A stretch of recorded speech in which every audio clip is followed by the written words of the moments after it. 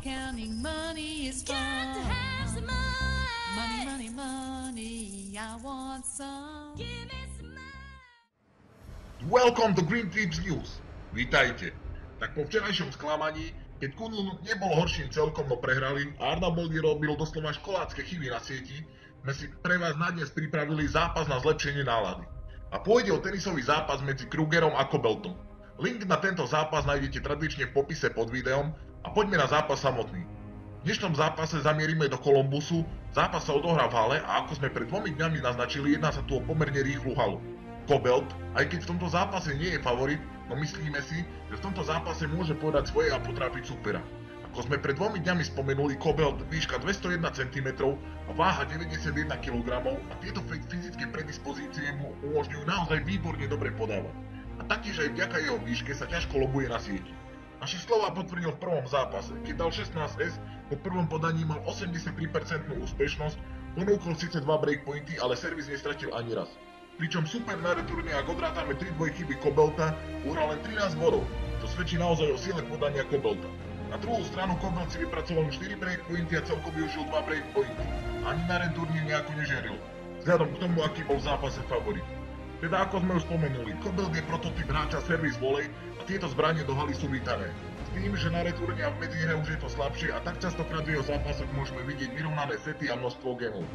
Hale má bilanciu 35 výhier a 22 prehier. Z posledných 8 zápasov ušiel 7 krát cez dnešnú hranicu.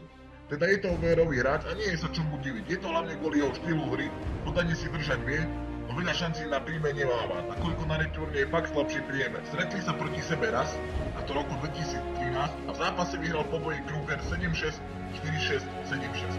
A v tomto zápase dal Kobelt napríklad 19S a držal si pomerne slušný servis. Keď ponúkol síce 9 breakpointov, ale servis stratil len 2-krát, pričom sám si vypracoval 15 breakpointov a využil 3 breakpointy. Kruger, aj keď je v zápase favorit, tak predsa len má v hale bilanciu doposiaľ len 9 výhier a 12 prehier.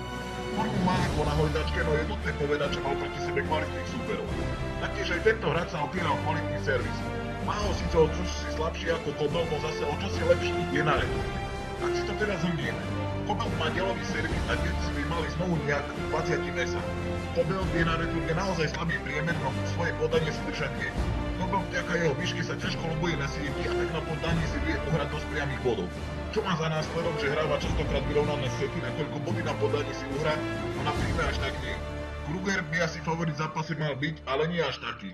Naviac je to súboj dvoch krajanov na domácej pôde. Plus Kobelt toho v hale odohral raz toľko ako super. Teda aj keď je Kobelt v tomto zápase underdog, teda nie je favorit, rozhodne má na to supera potrapiť a neprekvapí nás ani jeho výhra. Teda naša stávka znie: over 21,5 gemu v zápase, v dôvere 9 z 10, kurze 1,8 v stávkovej kancelárii P365. Ak sa vám video páčilo, nezabudnite dať like, zdieľať video, dať odber, aby ste nepremeškali žiadne dôležité informácie.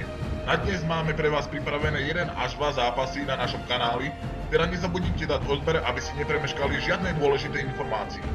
Pozdrav do Green Tips News!